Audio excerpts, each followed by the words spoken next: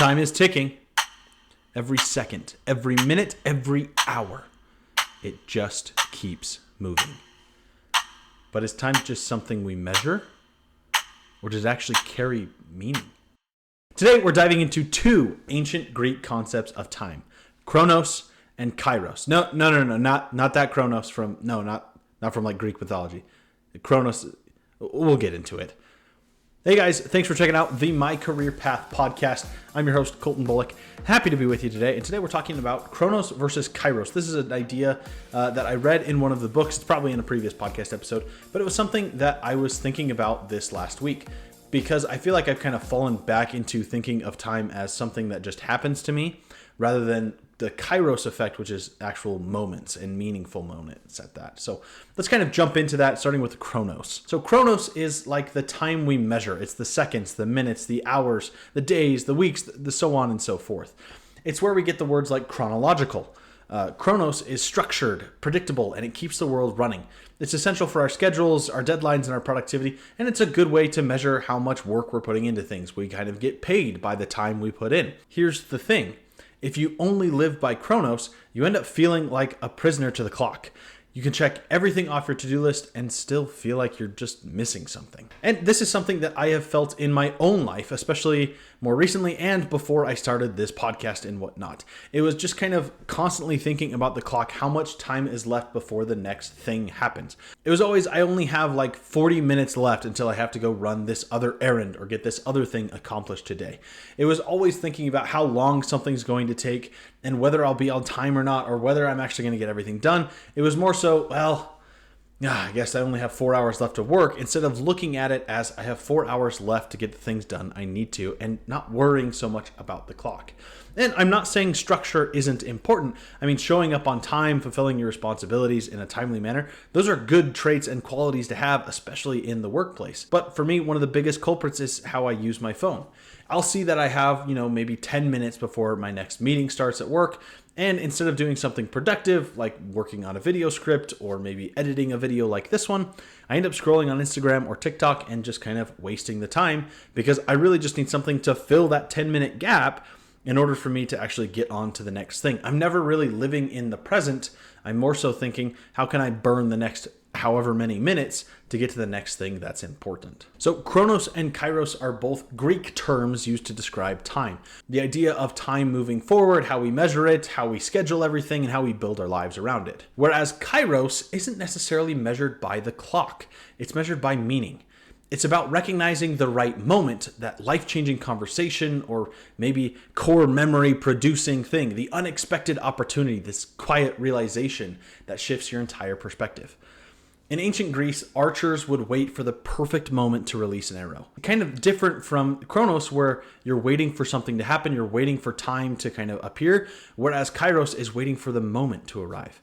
So Kairos is more about wisdom, timing, and recognizing the moments that actually shape our lives. Think about kind of your core memories, borrowing a theme from Inside Out.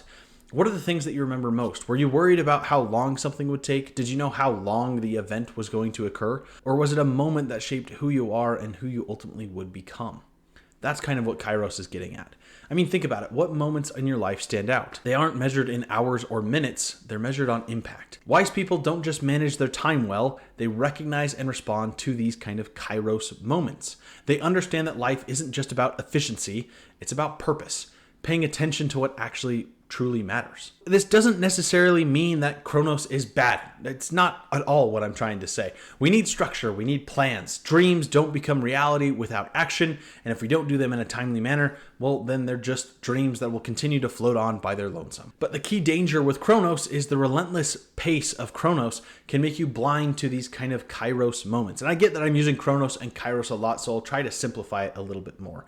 We become so focused on the future that we forget about the present. They keep us running, but do they keep us living and enjoying the life that we really want to have? And this is a concept that's incredibly common in superhero movies, and I think Spider-Man is one of the best examples. I recently picked up Spider-Man, came on the computer, so I started playing that because he's one of my all-time favorite superheroes, and so I've been playing that a little bit more, and I just love the character of Spider-Man in general. Spider-Man's life is just this constant battle between responsibility and personal fulfillment. There are things that he wants to do, have a good relationship with MJ or Gwen Stacy, whichever one you want to have, do well in school, school and science and his job later in life, as well as making sure that he's able to be at those events that are actually important. In the Tobey Maguire movie, he misses MJ's massive big breakout performance in a way, and she kind of resents him for that.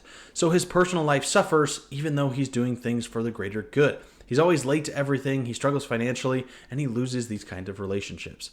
He's so caught up in saving everyone that he can never enjoy the Kairos moments in his own life. They seem to always be passing him by. And honestly, it's kind of a sad story in that way because he's always choosing to help other people, and by doing that, his own personal life really suffers. So let me ask you, are you so caught up in schedules and deadlines that you're missing out on what actually matters? The key here is trying to find balance between these two, making sure we have a schedule that allows us to be fulfilled and do the things we want to do, while also making sure we're still bearing the responsibilities of our action. So how do we find this balance? First, pause and pay attention. Before rushing into your day, take a moment to ask, or maybe even write in your journal, what really matters today. Be open to interruptions. Some of the best moments in life aren't planned. I think back on a lot of family vacations and my kind of core memories, the ones that really make me who I am, kind of spontaneous things. For example, I don't know why, but this has always been a little bit of a core memory for me. When I was younger, my family, along with our cousins, went to the Oregon coast. Both of our families rented RVs, and we started driving over to the Oregon coast. We lived fairly close by in Idaho, so it wasn't that long of a trip. And along the way, we stopped at Tillamook, the cheese and dairy kind of factory or whatnot. Awesome place. And afterwards, we were getting a whole bunch of cheese, and we went back to the cars. And then for the next few days, me and my cousin were eating sandwiches that were basically made of ham, turkey, squeaky cheese, any kind of Tillamook cheese we could put on that thing, we put on it, and then Doritos. And we probably ate that every day after we went to the Tillamook factory, and it was glorious. And I still remember that sandwich. It is a part of who I am, honestly.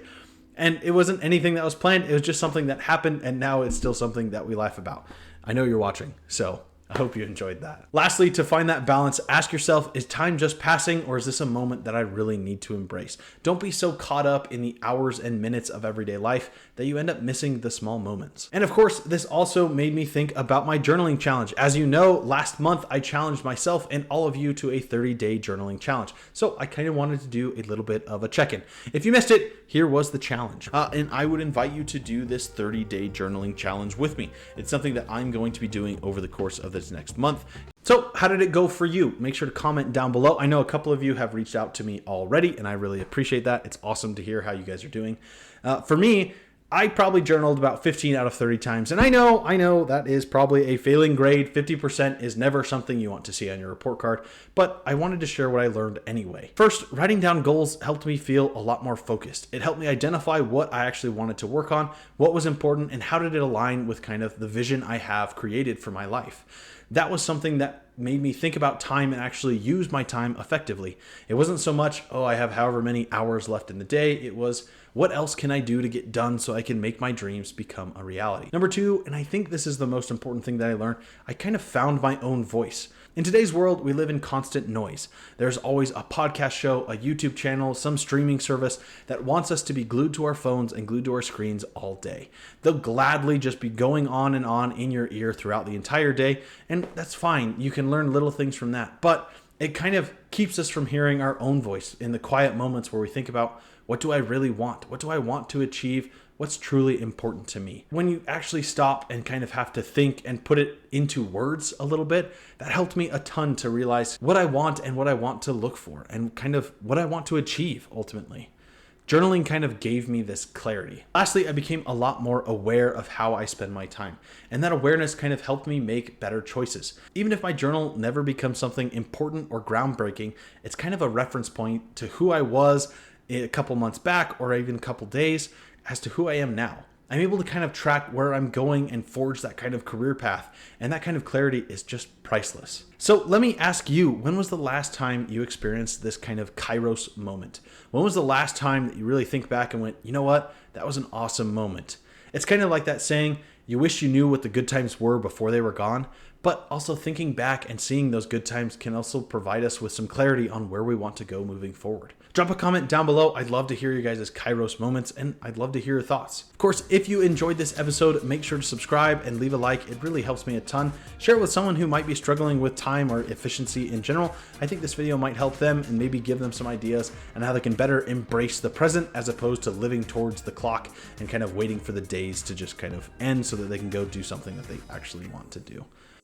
And before you go, if you're looking for a top tier video editing tool, I highly recommend DaVinci Resolve. I kind of started using a little over a year ago and have really enjoyed using it as a video editing software. And the best part, it's completely free and no subscription is required. Of course, if you do want to upgrade your editing game, there is a paid for version, and it's something I really appreciate because instead of a monthly subscription service like some of the other video editing softwares out there where you have to pay a fee every month, this is a one-time payment and you're good for the rest of time. And there's little title packs that you can use so you can find like subscription links, little animations that help just add that extra flair to your video. So if something that you want to get into, or maybe something you're looking at in the future, highly recommend picking up DaVinci Resolve. There's a link in the description if you want to use some of the title tools that kind of give you those animations and little effects, and you can check those out down below. So if you got the value from this video, let me know down below, subscribe, hit that notification bell. Thank you so much for watching, and I'll catch you guys next time. See ya.